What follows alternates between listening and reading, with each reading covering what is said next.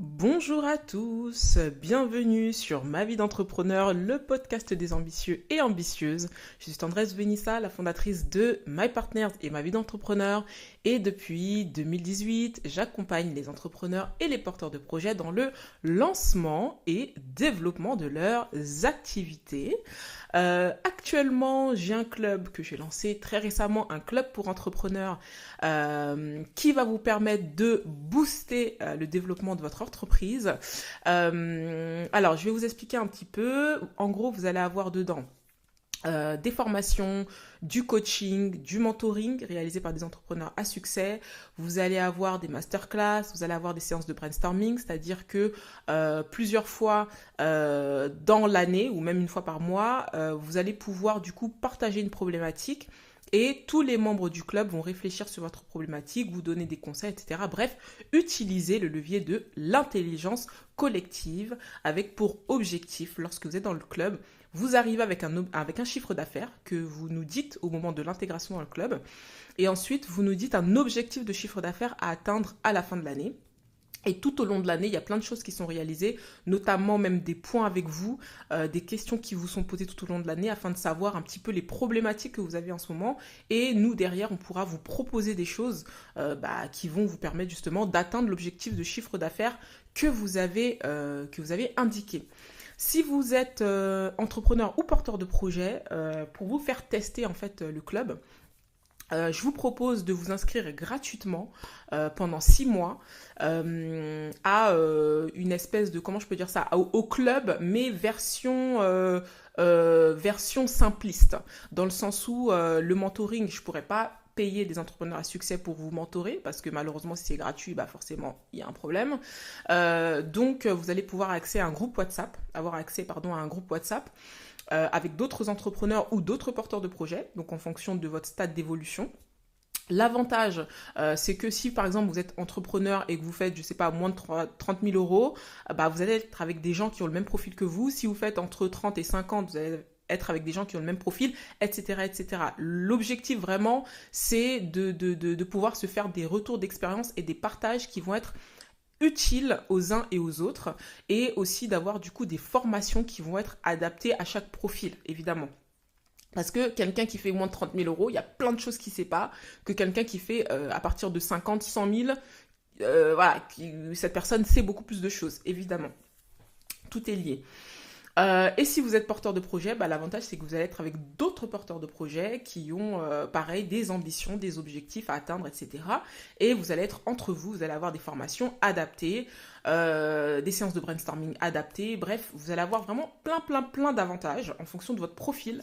Donc n'hésitez pas à regarder en dessous du podcast, je vais mettre un lien qui va vous permettre du coup de pouvoir vous inscrire. Comme je l'ai dit, c'est gratuit, ça dure 6 mois. Vous avez plein d'avantages et l'objectif, ça va vraiment vous permettre de voir un petit peu ce que je vais vous offrir l'année prochaine. Parce que si vous ne le savez pas, le club, vous ne pouvez pas y rentrer quand vous voulez.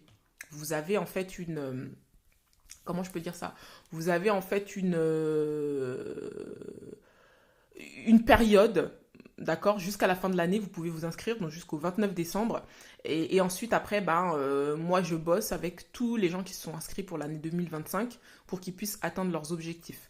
Donc, du coup, si vous arrivez le 1er janvier, vous voulez vous inscrire, ce sera trop tard, quoi, parce qu'il fallait le faire, il faut le faire en tout cas jusqu'au 29 décembre. Et d'ailleurs, disclaimer, si vous êtes porteur de projet, vous allez pouvoir aussi, parce que j'ai beaucoup réfléchi, d'ailleurs, je vais vous expliquer plein de choses dans ce podcast. Ce podcast, il va être hyper lifestyle comparé au podcast prix, où je vous ai donné plein de conseils, mais là, je vais vraiment vous raconter ma life. Hein. Donc, du coup, voilà, disclaimer, si vous êtes porteur de projet, il y aura un club l'année prochaine pour les porteurs de projets. Il y aura effectivement une édition 2025 pour les porteurs de projets. Au début, je ne voulais pas. Mais en fait, quand j'ai lancé l'immersion gratuite dans le club pendant 6 mois, pour que vous puissiez voir ce que ça va donner, comprendre un petit peu les avantages que vous allez avoir et en profiter aussi pendant 6 mois, je me suis rendu compte qu'il y avait tellement de gens porteurs de projets qui avaient besoin de ce produit-là que je me suis dit, ah ouais, peut-être qu'en fait, ce serait pas bête de lancer le club pour les entrepreneurs et pour les porteurs de projets, mais bien sûr, vous serez séparés parce que faut pas abuser non plus. Déjà, à l'intérieur du club, entre entrepreneurs, vous êtes séparés pour que vous puissiez avoir le plus de bénéfices et avoir des solutions adaptées pour vous. Mais effectivement, les porteurs de projets, je ne vais pas les mélanger avec les entrepreneurs, ça n'aurait pas de sens.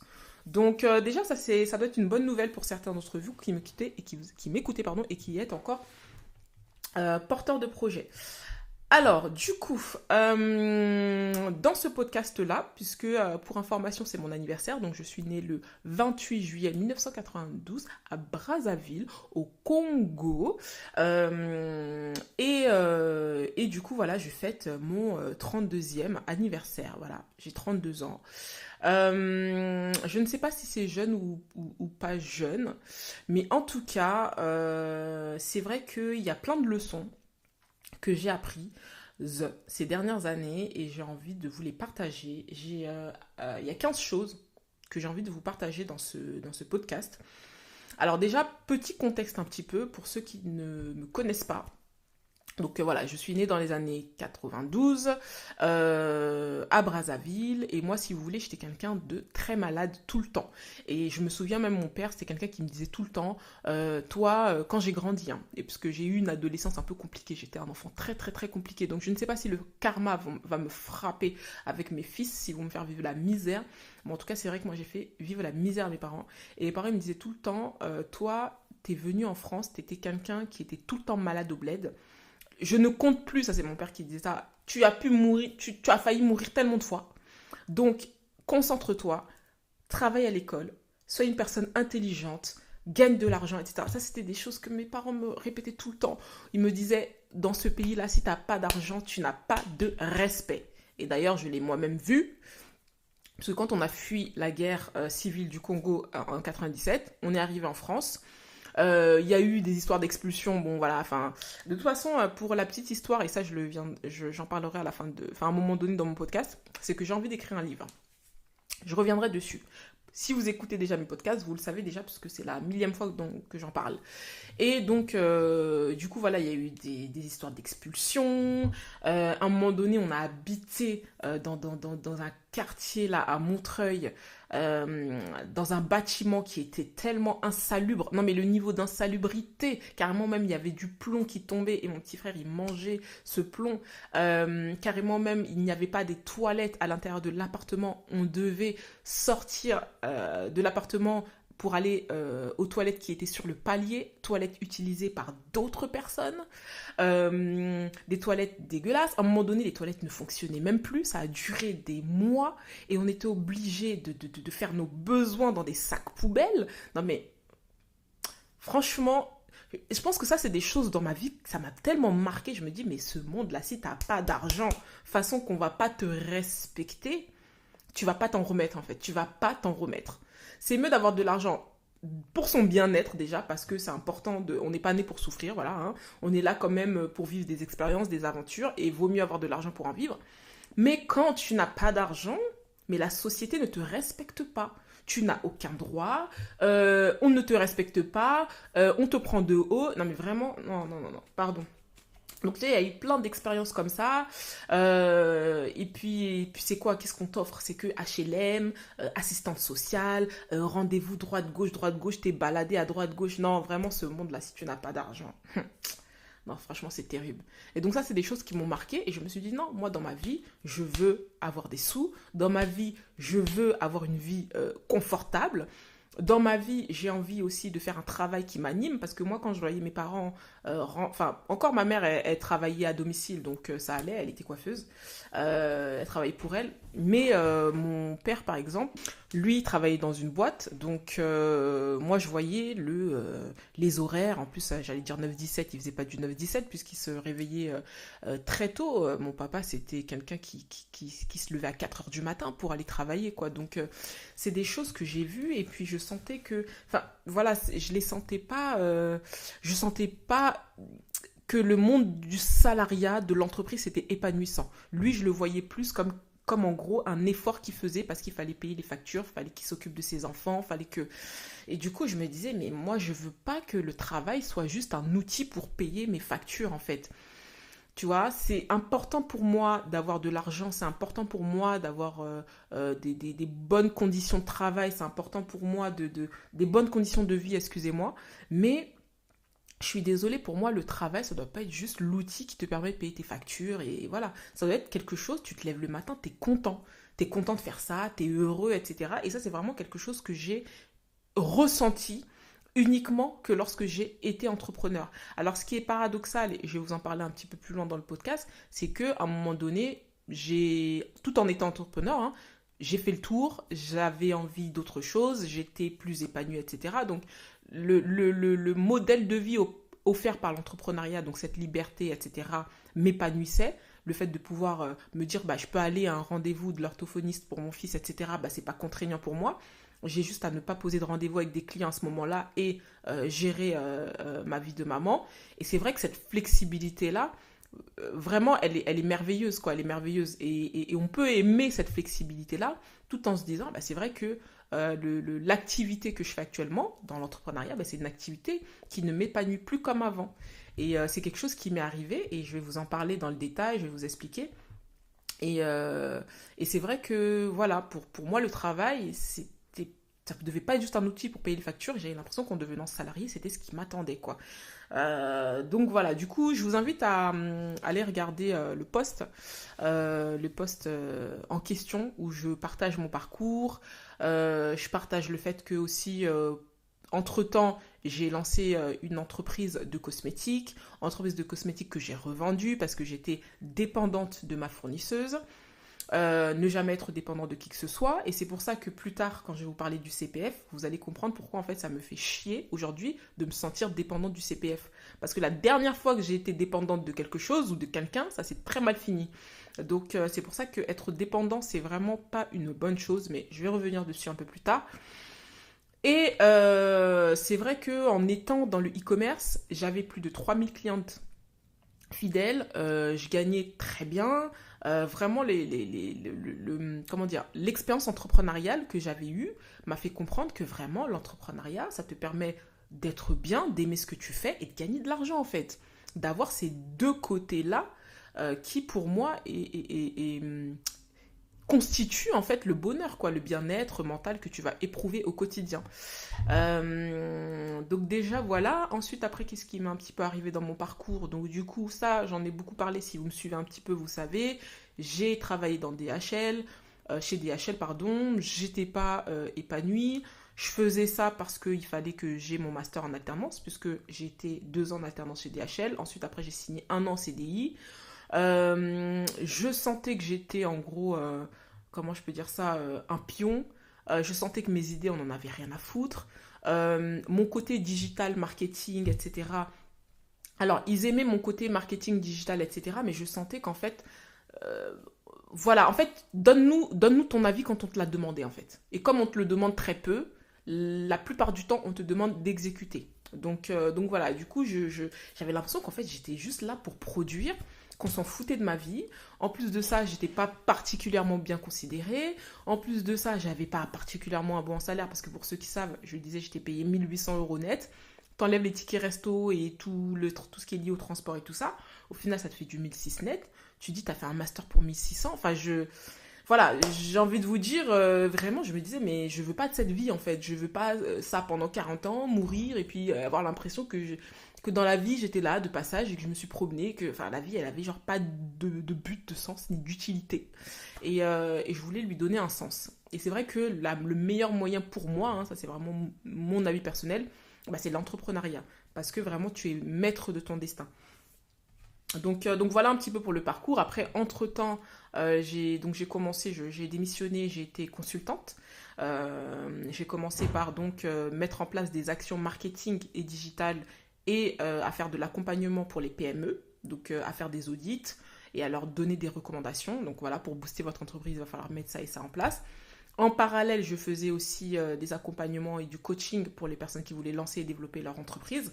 Et lorsque j'ai réussi à développer ma communauté, j'ai arrêté mon activité de consultante. Donc j'ai mis à peu près 1 an et demi à développer ma communauté. Et ensuite, j'ai fait que de la formation à 100%. Après, je me suis lancée dans le CPF. Et du coup, voilà quoi. Après, j'ai fait des événements, j'ai fait pas mal de choses en fait toutes ces années. J'ai bien développé l'entreprise, j'ai bien fait évoluer l'entreprise. Vraiment, au niveau du chiffre d'affaires, chaque année, j'arrivais à faire entre 200K euros et 400K euros, alors que j'avais pas d'équipe. Enfin voilà, j'avais. Alors oui, pour les événements, je payais des gens, certes, pour m'aider à organiser. J'avais mon frère qui était en alternance, qui est resté 2 ans en alternance avec moi.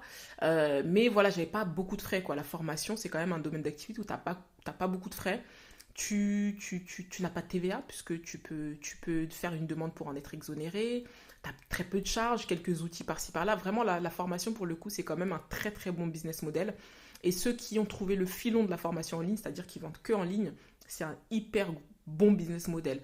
Alors, ce n'est pas que tu ne vas pas travailler, puisque de toutes les façons, tu vas devoir travailler et produire du contenu, mais ce truc-là de gagner de l'argent sans être là, que ça rentre sans être là, c'est une bénédiction. Moi, je sais qu'en automatique, son 100% formation en ligne, j'arrivais à générer 40K euros par an. Donc voilà. Mais je n'arrivais pas à générer plus. C'est-à-dire que vraiment, le reste, c'était vraiment uniquement du coaching et de l'accompagnement one-to-one. Et ça a été un truc qui a été très difficile pour moi de sortir de ce modèle-là one-to-one, parce que du coup, c'était un modèle où ça faisait déjà plus de 3 ans que je n'étais plus épanouie là-dedans.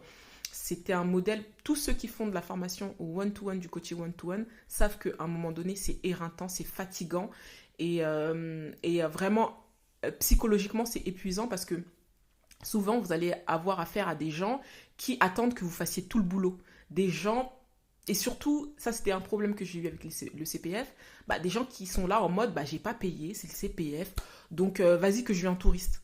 Donc du coup, vous êtes là, vous faites énormément de travail, vous vous épuisez, vous sortez de là, vous êtes vraiment fatigué. J'ai mené 2 grossesses d'affilée de front, sans jamais vraiment m'arrêter. Je me suis arrêtée pour la 2e grossesse 3 semaines. Sinon, je faisais des horaires de fou. Je travaillais non-stop. Mais après, j'avais des objectifs. Je voulais changer de voiture. Je voulais m'acheter une maison. J'ai eu des objectifs qui m'ont poussé en fait à faire autant de choses et à autant produire. Et une fois que j'ai eu ces objectifs-là et que j'ai failli perdre tout ce que j'ai construit parce que j'ai été mal accompagnée dans ma vie personnelle, pas accompagnée de la bonne personne, et du coup j'ai failli tout perdre. À un moment donné, je me suis posée, je me suis dit, finalement en fait, j'avais tout ce qu'il fallait, je m'en étais juste pas rendu compte. À force de courir après les objectifs, je me suis pas rendu compte que ce que j'avais me convenait. Et que peut-être que aujourd'hui j'ai peut-être envie de redécouvrir, parce qu'avec le temps on évolue, nos besoins évoluent, nos envies, nos objectifs changent. Peut-être qu'aujourd'hui j'ai plus envie de faire de la formation. Peut-être qu'aujourd'hui j'ai envie de faire autre chose. Peut-être qu'aujourd'hui, voilà. Ça, c'est des choses que je vais vous parler un petit peu plus en détail dans le podcast. Mais c'est vrai que vraiment, j'ai grandi avec mon entreprise, j'ai évolué avec mon entreprise, mes envies ont changé avec mon entreprise, ma façon de voir la vie et les choses ont changé avec mon entreprise, et vraiment, c'est une bénédiction pour moi. Donc voilà un petit peu pour le contexte. Alors maintenant, les 15 choses que j'ai apprises ces dernières années. La première chose, c'est que les objectifs de la société ne sont pas vos objectifs. Je vais vous dire pourquoi. Ça, c'est très personnel ce que je vais vous confier. Mais comme je sais que je vais écrire un livre, maintenant, j'en ai plus rien à foutre de dire ce que j'ai à dire. Mais c'est que moi, je sais qu'à un moment donné, quand j'ai lancé ma boîte, à l'époque, je n'étais pas encore maman. Et je sortais d'une relation pas hyper, un peu toxique, un peu ce qu'on appelle une relation toxique. Et du coup, je sentais en fait que j'avais la pression sociale. T'arrives à un certain âge, j'avais à l'époque, je crois, 27 ans ou 26 ans. Et moi, je viens d'une famille et d'un milieu où, quand tu commences à approcher la trentaine, on va commencer à te dire, bon, c'est comment en fait? T'es là, t'as pas d'enfant, tu parles que business, business, business, mais il n'y a pas que ça dans la vie, parce que, en fait, ce qui rend heureux, c'est avoir des enfants, avoir une maison, avoir un CDI, c'est ça qui rend heureux en fait. Et du coup, toi, avec tes objectifs, t'es un peu à côté de la plaque. C'est ça que la société t'explique, et c'est ça que les autres te renvoient. Je me souviens, il y avait une femme que je croisais tout le temps, chez mes parents qui arrêtait pas de me dire, ouais, alors en gros, c'est quand le mariage en fait. Cette dame, je ne la connaissais même pas. C'est juste, elle habitait dans le bâtiment. Elle me voyait venir à chaque fois qu'elle me croisait dans le bâtiment. Pour voir mes parents, c'était, ouais, c'est quand le mariage en fait. Elle me connaissait même pas. Enfin, bref. Et puis, tu as aussi les parents. Et puis, tu as aussi, parfois aussi les copines qui te posent des questions. Bah, alors, c'est comment et tout, et tout, et tout. Et du coup, moi, je pense que je me suis matrixée. Et j'ai commencé à me mettre une pression de ouf en mode, bon, là, il faut que je trouve quelqu'un, il faut que je me mette en couple, il faut que je fasse des enfants, etc. Et du coup, j'ai poursuivi, à côté de poursuivre mes objectifs professionnels et business, j'ai poursuivi cet objectif-là. Mais genre, c'était un truc, même quand je parle aujourd'hui avec mes copines de ça, elles me disent, mais t'étais obnubilée par ça, quoi. Il te fallait quelqu'un, il te fallait quelqu'un de sérieux, hein, parce que des quelqu'un, oui, tu en as, mais ce ne sont pas des gens sérieux, mais il te fallait quelqu'un de sérieux, il te fallait fonder ta famille, et en fait, tu ne nous parlais que de ça, de fonder ta famille, tu étais obnubilé par ce truc-là. Et du coup, en poursuivant cet objectif-là, en parallèle de poursuivre mon objectif de business, ben, quand j'ai eu cet objectif-là, déjà, bon, déjà, le problème, c'est que quand tu es sous pression comme ça, bah forcément, le partenaire, tu le choisis pas avec les bonnes, comment je peux dire ça, avec les bons critères, hein, avec la bonne réflexion, avec le calme, la tranquillité. T'es pas posé, en fait, tu es juste pressé, pressé, pressé. Donc du coup, tu prends des décisions hâtives, tu fais vite des gosses. Non mais vraiment, moi, je me suis lancée dans un truc où après, quand tu te poses et tu te rends compte que, c'est pas la vie de couple qui rend heureux, parce que j'étais très très loin d'être heureuse en couple. Et en plus de ça, c'est pas le fait d'avoir des enfants qui rend heureux, parce que quand j'en ai eu, non seulement j'ai eu une charge mentale en plus, les mal de crâne, la fatigue, le fait de pas dormir beaucoup, l'épuisement, le fait que tu dois t'investir. J'ai trouvé même ça plus dur d'être parent que d'être entrepreneur. Tu dois t'investir et donner de l'énergie à un être humain qui n'a, je rappelle, rien demandé. Hein, c'est toi qui as voulu qu'il soit là, donc tu as intérêt à t'en occuper. Et tout ça fait que, en fait, tu te poses, tu te dis, mais pourquoi les gens ont menti, en fait? À un moment donné, je me suis posée. Je me suis dit, mais pourquoi les gens ont menti? Pourquoi les gens disent que tu as un partenaire, tu as des enfants, t'es heureuse, mais hyper pas, quoi. Limite, t'as des problèmes en plus. Le truc t'apporte des problèmes en plus, en fait. Donc, arrêtez de nous mentir. Arrêtez de nous mettre une pression folle, comme si, en fait, le bonheur passait par là.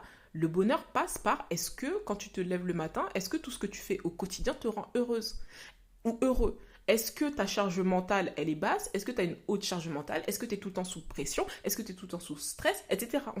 Enfin, ce sont ces questions-là qu'on doit te poser, en fait. C'est pas, en fait, on doit te mettre dans une catégorie. Bon, t'as un mec, t'as des enfants. Bon, d'accord. T'es propriétaire. D'accord. Bon, bah, franchement, t'as une vie, ça fait pitié. Bah, en fait, non. Parce que moi, quand j'ai eu tout ça, j'étais très, très, très loin d'être heureuse, en fait. Et j'avais des problèmes en plus.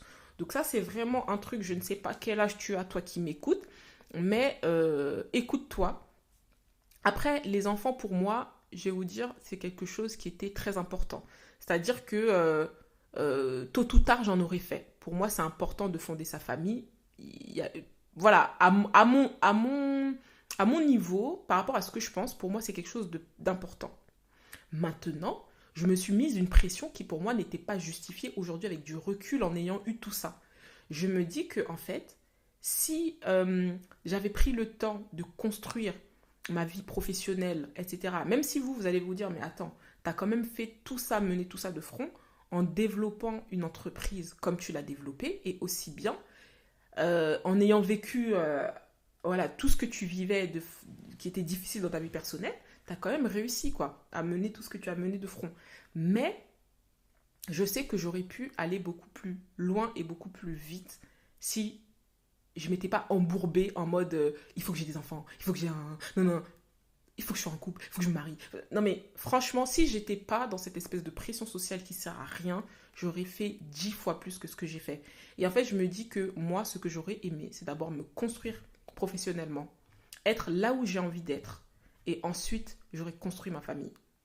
Vraiment, j'aurais fait genre une Rihanna. Pour moi, s'il y a bien un modèle magnifique et que j'aurais aimé reproduire, c'est Rihanna. Tu perces et ensuite tu fais tes gosses. T'as que ça à faire. T'as que ça à faire en fait. Faire des enfants, t'as que ça à faire. Franchement. Et puis tu fais tes enfants, tu t'en occupes, t'es bien mentalement. Et puis t'as de l'argent, t'es dans l'opulence. Du coup, tu peux prendre quelqu'un pour t'en occuper quand t'es fatigué. C'est pas là, tu dois mener tout de front, droite, gauche, en plus. Mais c'est hyper galère, en fait, de tout gérer. C'est hyper galère, c'est un enfer, clairement. Donc moi, si en fait la société ne m'avait pas menti, je ne vais pas remettre tout sur la société parce que c'est aussi moi qui ai accepté de me mettre cette pression-là. C'est moi qui ai voulu me mettre cette pression-là. Mais si la société ne mentait pas sur la vie de parents, sur la parentalité, sur le couple, eh ben j'aurais pris mon temps. Voilà, j'aurais pris mon temps pour choisir, j'aurais pris mon temps pour faire des enfants et j'aurais pris mon temps pour plein de choses. Donc voilà un petit peu. Et ça, c'est des choses aussi. C'est pour ça qu'aujourd'hui, c'est très important pour moi d'écrire un livre. Et j'ai une page TikTok et Instagram qui n'a rien à voir avec ma vie d'entrepreneur, dans laquelle je fais beaucoup de sensibilisation sur ces sujets-là. Je sais qu'il y a des gens qui m'ont reconnu sur cette page-là. Je sais même pas comment ils ont fait pour tomber là-dessus. Surtout que ça a un nom qui a rien à voir avec ma vie d'entrepreneur et My Partner. Mais bon, il y en a qui sont tombés dessus et qui m'ont dit, mais c'est Andrés. Et je suis là genre, mais comment t'es tombée sur cette page?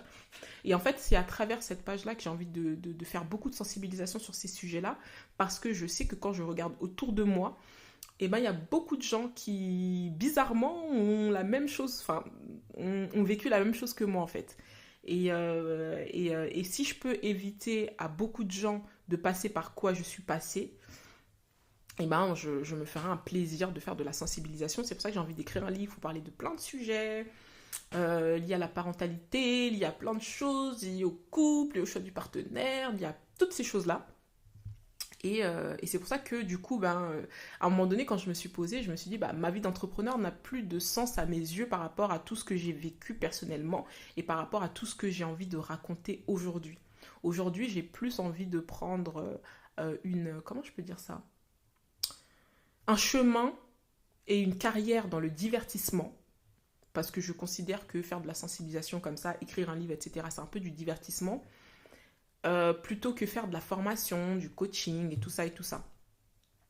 Par contre, pourquoi je lance le club et je le développe, et je pense que je vais faire ça les 3 ans, c'est parce qu'en fait, s'il y a un truc que j'aime et que j'apprécie particulièrement, c'est les gens. Toutes ces années, j'ai rencontré des gens, je me suis fait plein de potes, etc. Et vraiment, c'est pour ça que c'est important de se connaître. Mais vraiment, les gens m'apportent tellement. Ça me fait tellement du bien d'être bien entourée, d'avoir les bonnes personnes à mes côtés, d'avoir des gens. Il y a des gens bien, il y a des gens mauvais dans ce monde, mais il y a aussi des gens bien.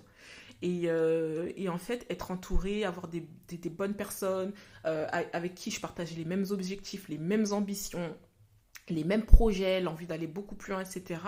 Et tout ça, en fait, c'était tellement...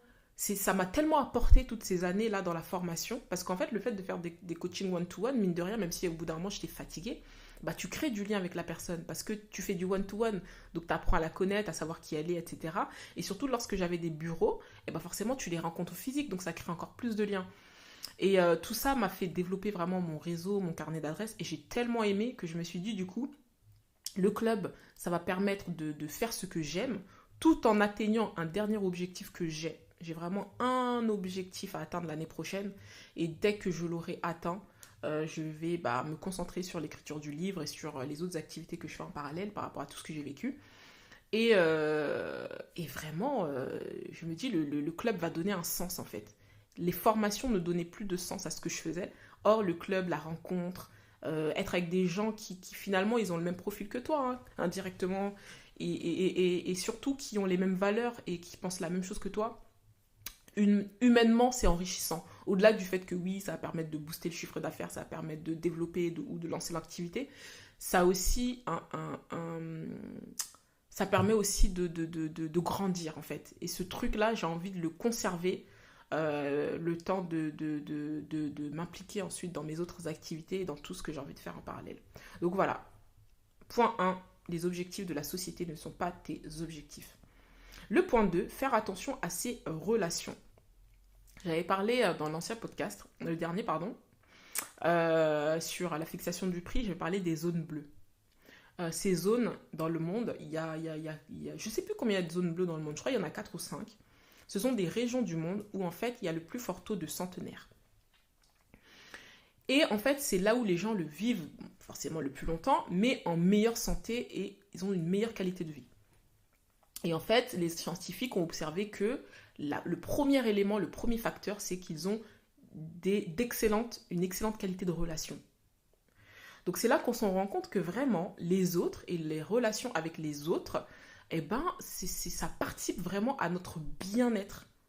Donc notre bien-être mental a des impacts sur notre bien-être physique, eh ben, ça a des impacts, et c'est prouvé scientifiquement, hein, sur la longévité. C'est incroyable.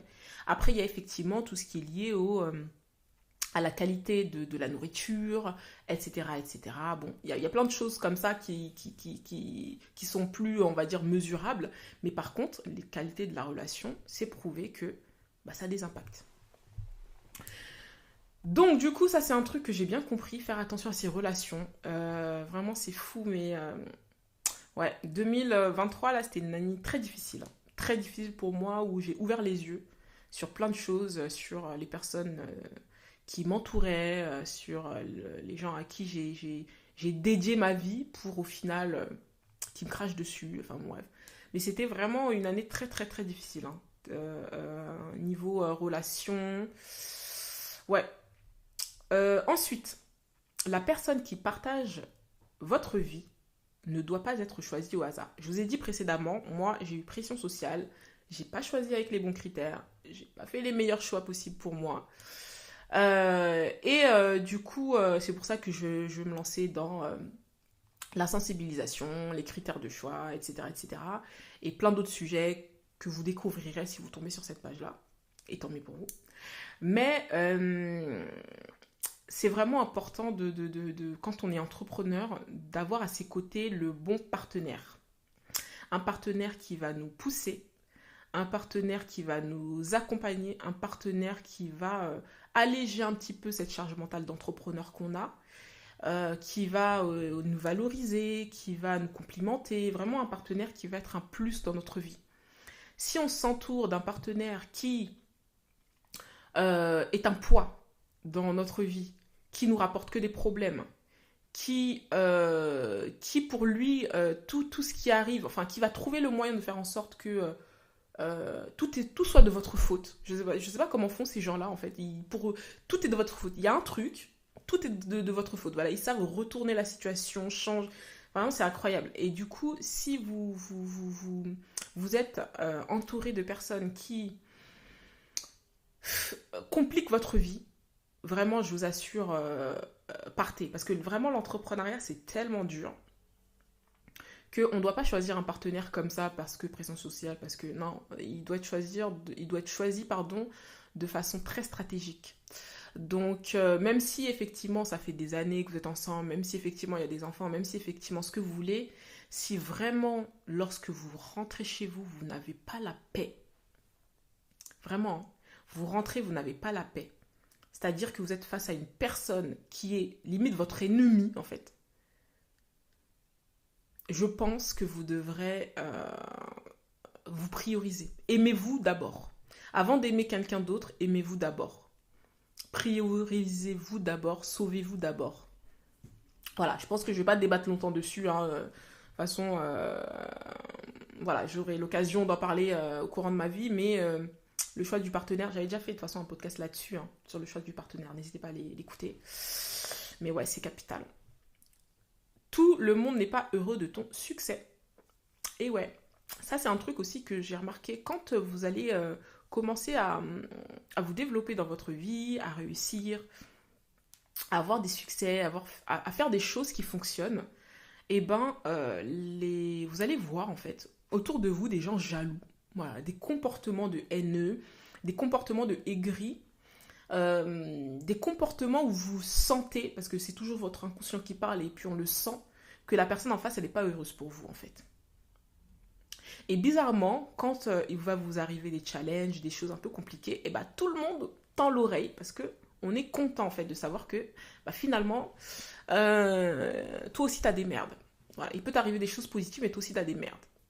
Et les gens sont très très très heureux de faire semblant qu'ils sont là pour vous aider, vous donner un coup de main, alors que c'est tout simplement pour écouter vos discours de tristesse et pour voir que vous êtes triste et que vous êtes mal en point. Et du coup, certaines personnes se nourrissent de ça parce qu'ils se disent, voilà, elle aussi, elle a des problèmes, lui aussi, il a des problèmes. Ça me fait du bien de savoir que, en fait, la vie, elle n'est pas forcément parfaite pour certaines personnes. Je sais pas pourquoi il y a des gens qui pensent que la vie est parfaite pour certaines personnes. Non. Alors oui, effectivement, tu as des gens, ils naissent dans des contextes beaucoup plus favorables que d'autres. Tu as des gens, ils ont beaucoup plus de chances que d'autres. Ok, c'est un fait. Mais quoi qu'il en soit, chacun à son niveau a des problèmes à gérer, en fait. Donc, bon. Bref, mais ça, c'est un truc que vraiment j'ai remarqué, la jalousie des gens.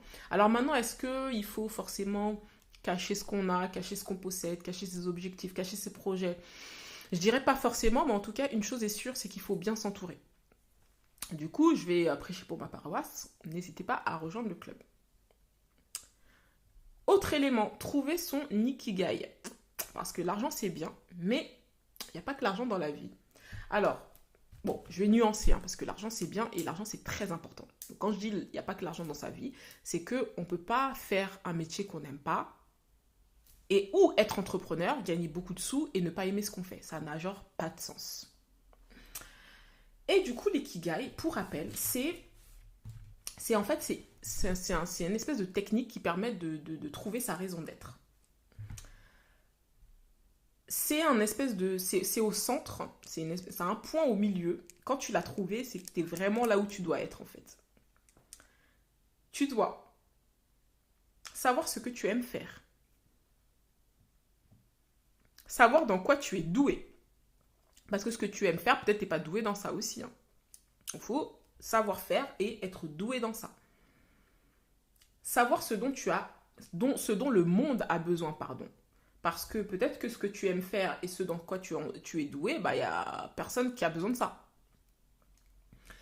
Et la quatrième chose, c'est ce pourquoi on me paye. C'est-à-dire ce pourquoi le monde est prêt à me payer.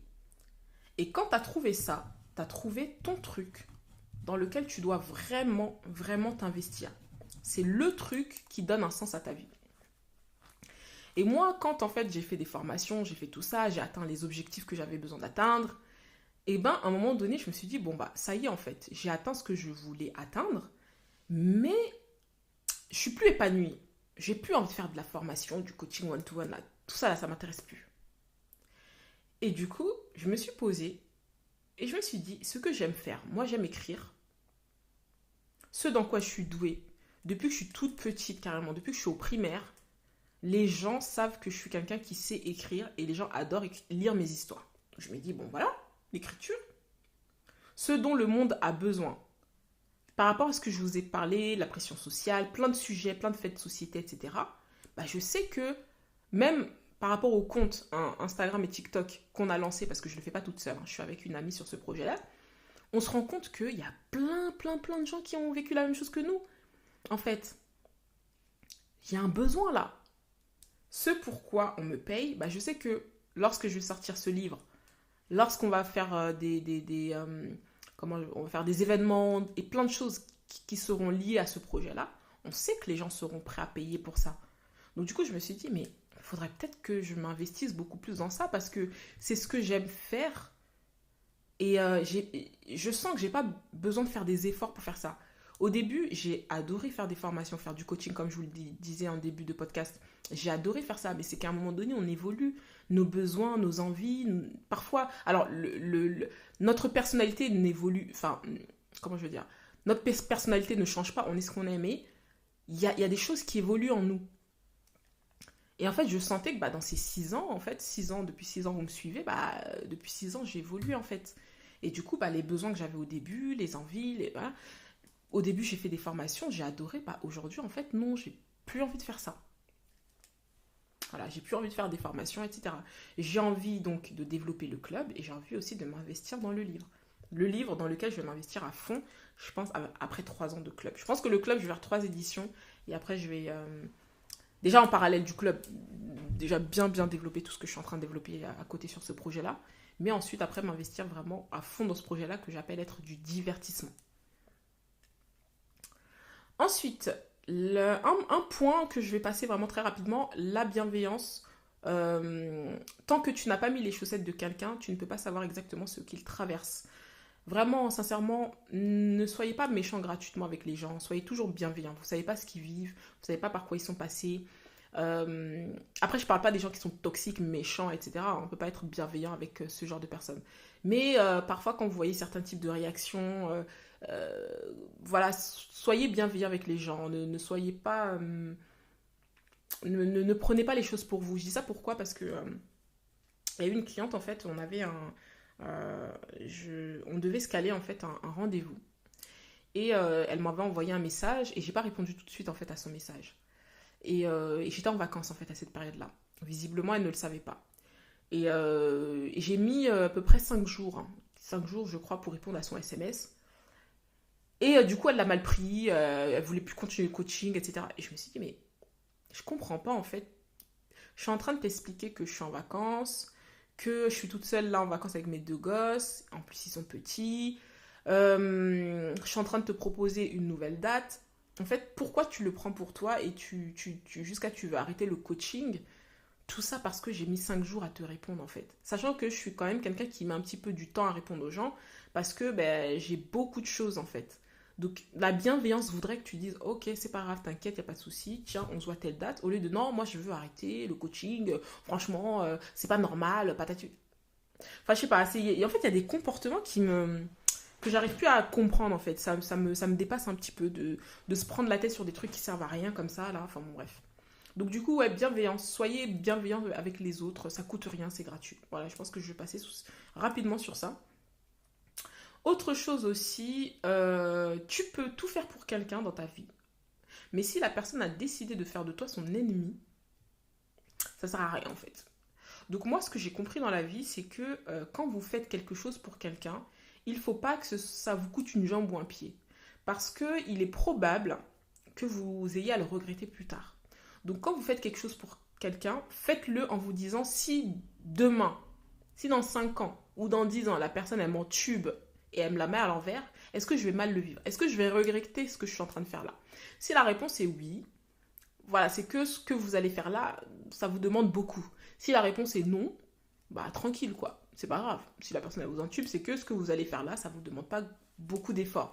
Donc voilà, aider les gens, donner un coup de main aux gens, certes, mais pas au point d'en perdre une jambe ou que ça vous coûte financièrement. Si ça vous coûte pas financièrement, ça vous coûte juste de l'énergie psychologique, allez, c'est rien. Mais dès que ça commence à vous coûter beaucoup d'argent, ne le faites pas.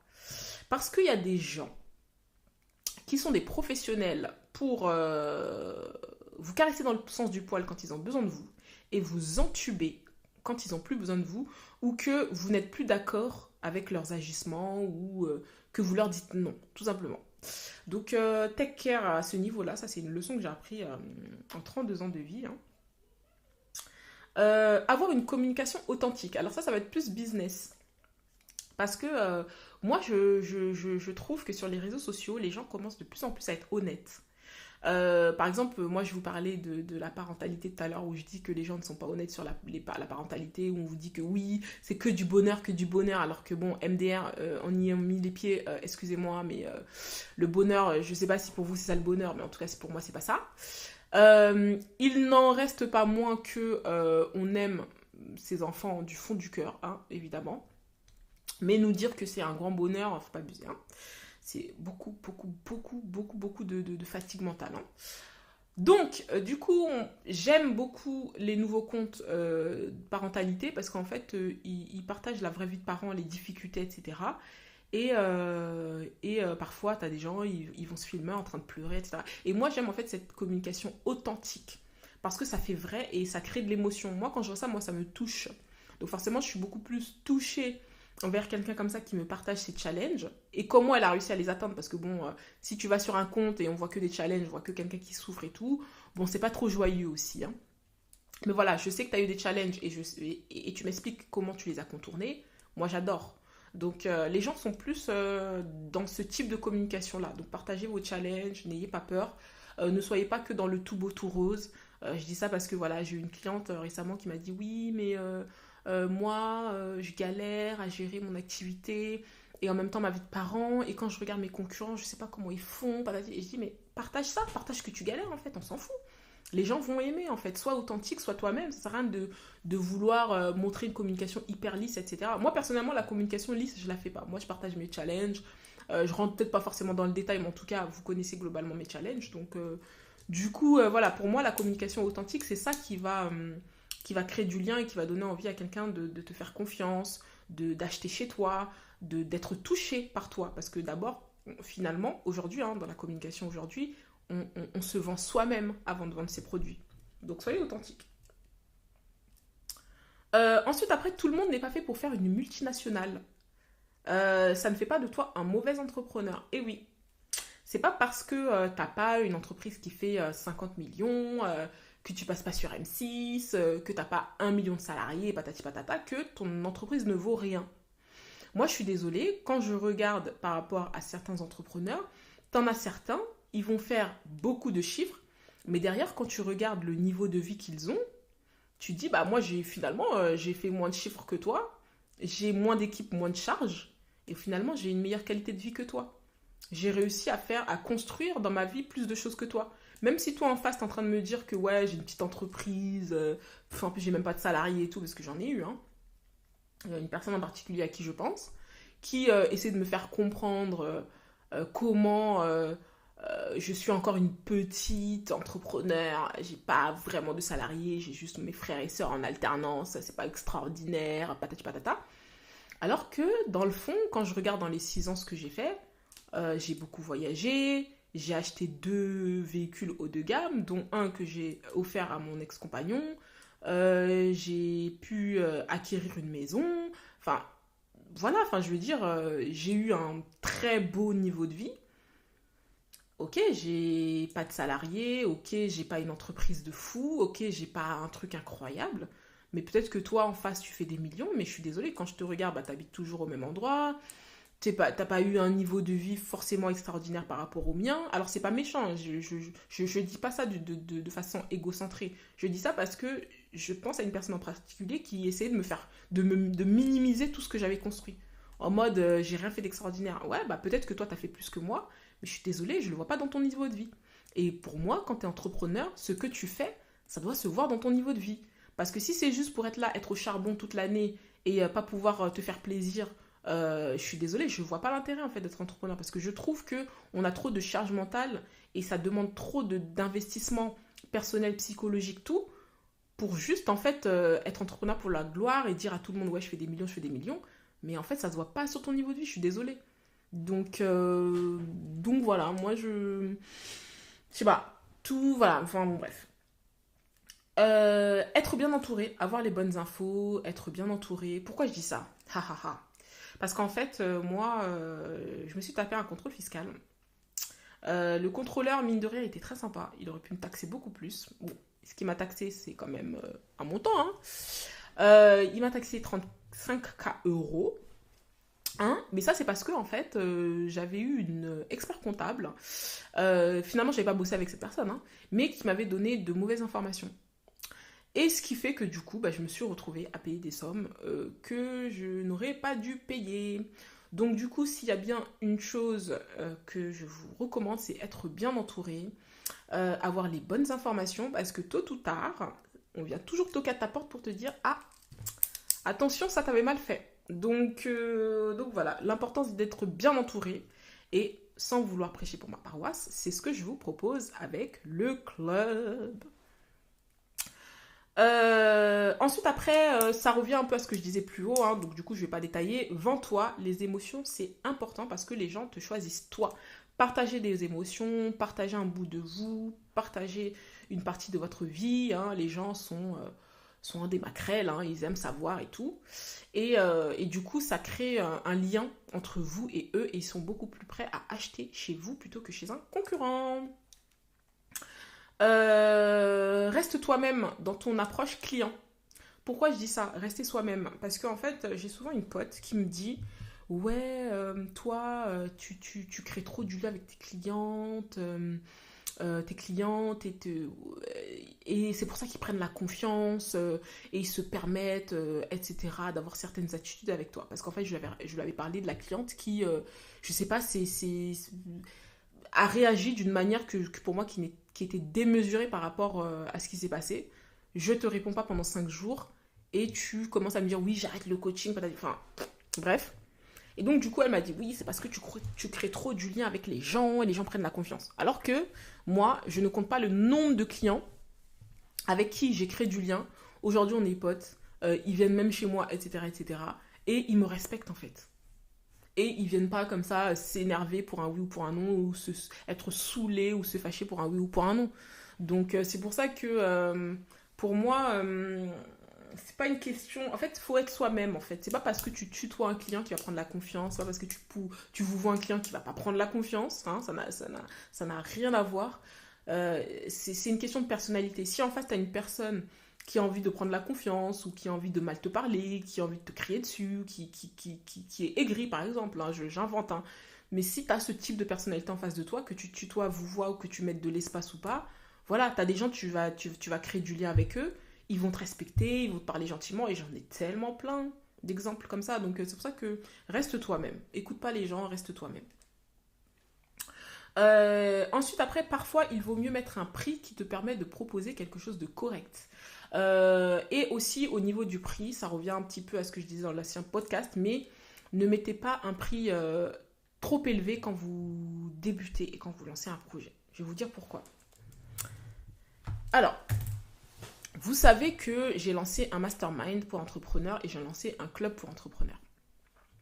Je vais vous parler quand même de la problématique dans laquelle je suis avant de revenir à ce point. J'espère que je ne vais pas oublier, hein, parce que moi, j'ai tendance à partir dans tous les sens et à oublier.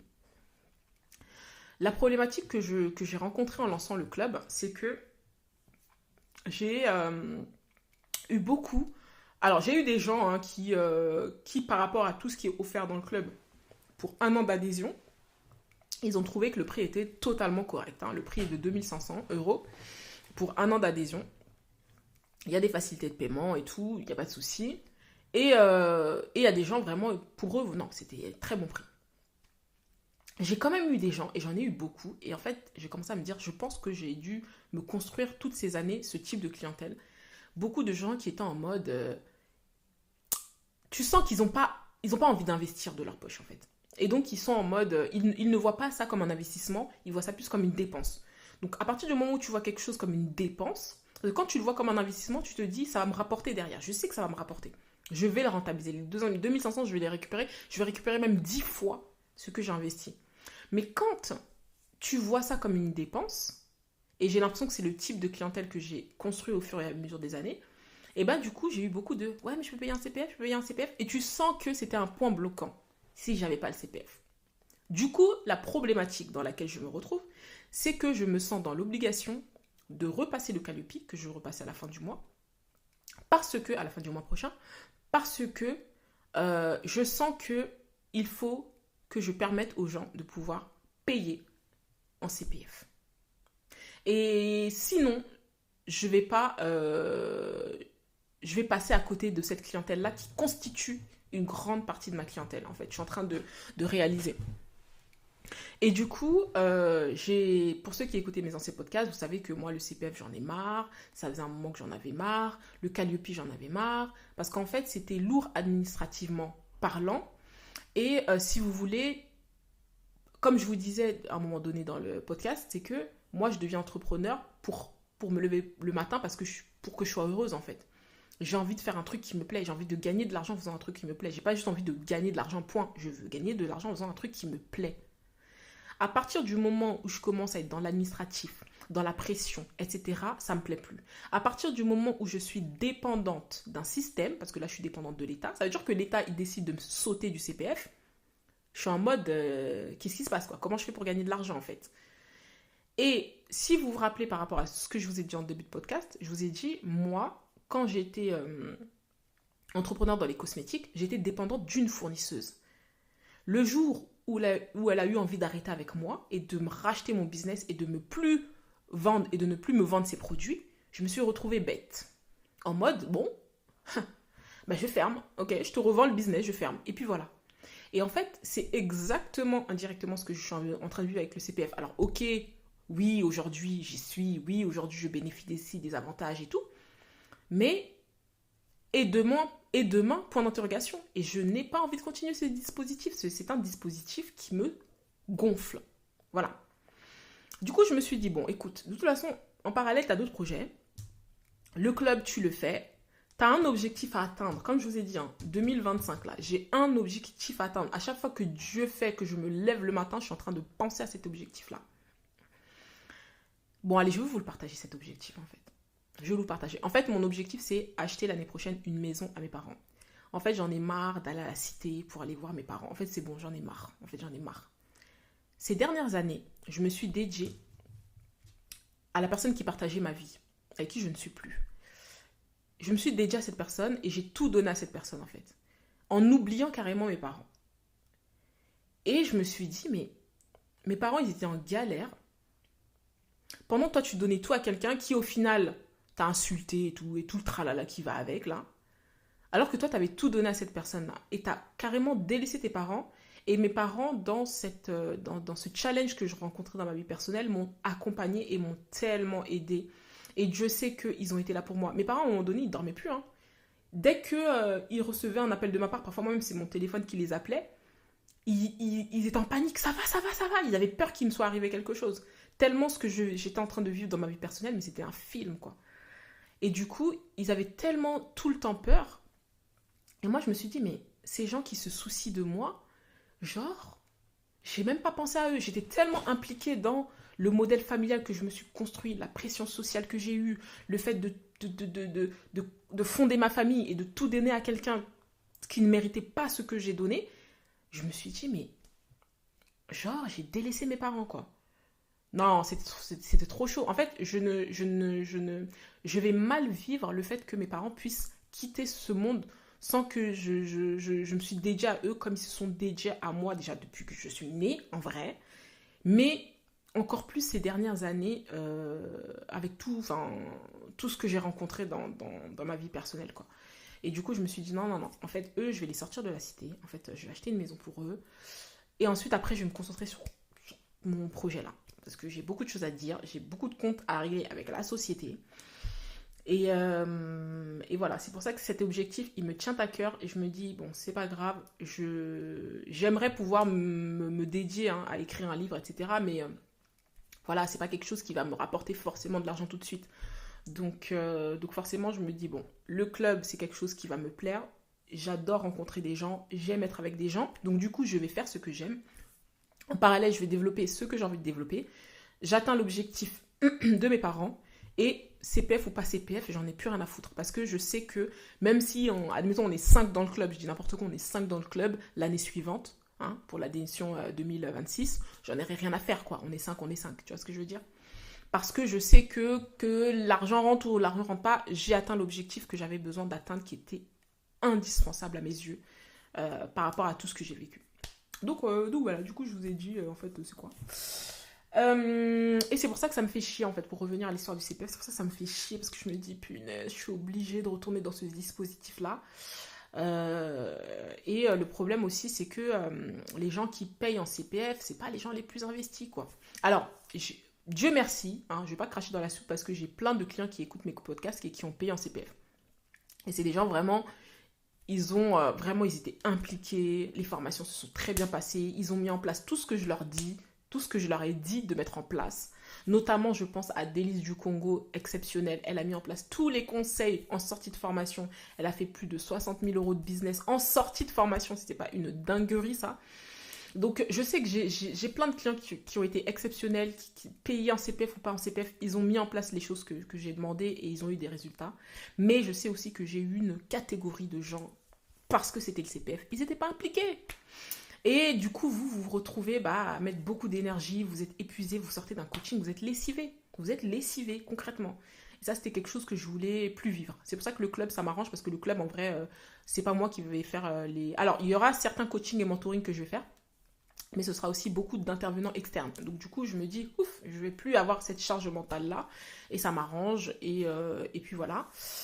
Et le club, je serai là, je serai dedans, je serai avec vous, parce que moi aussi, j'ai des challenges à vous partager au niveau business, et j'ai envie aussi que vous réfléchissiez avec moi aux challenges que je rencontre, et qu'on puisse tous ensemble trouver des solutions à chacun de nos challenges, quoi. Donc je serai dedans, comme si j'étais membre, et je serai aussi en tant qu'organisatrice et gestionnaire de ce club-là, évidemment.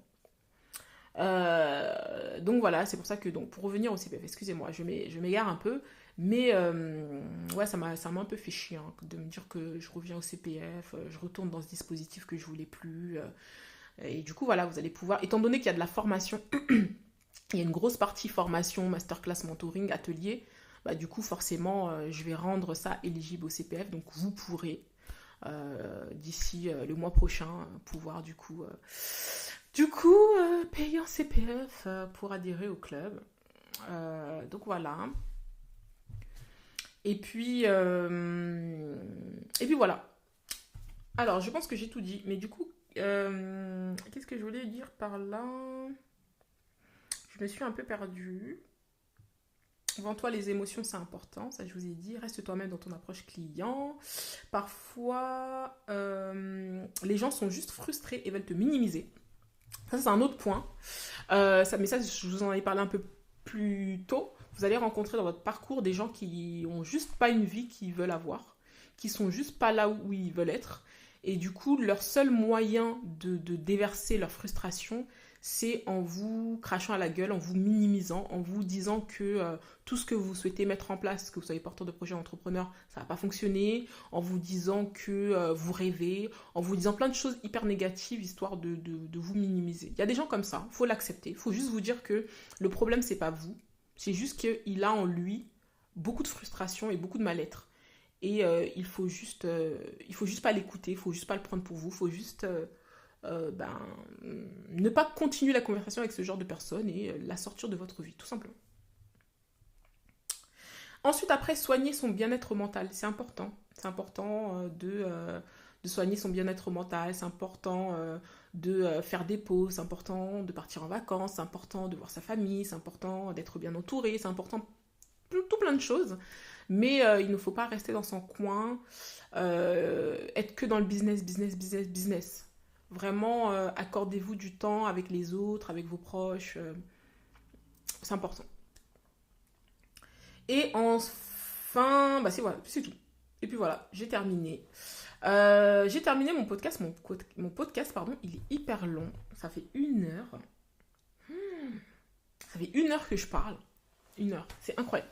En tout cas, j'espère que mon podcast vous a été utile. J'espère qu'il vous a permis de comprendre un peu où est-ce que j'en étais un petit peu en ce moment dans ma vie. Les challenges que j'avais, les projets que j'avais, les objectifs que j'avais. Pourquoi je suis un peu dans je dirais pas une quête de sens, mais une quête de faire quelque chose qui donne un sens à ce que j'ai vécu ces dernières années.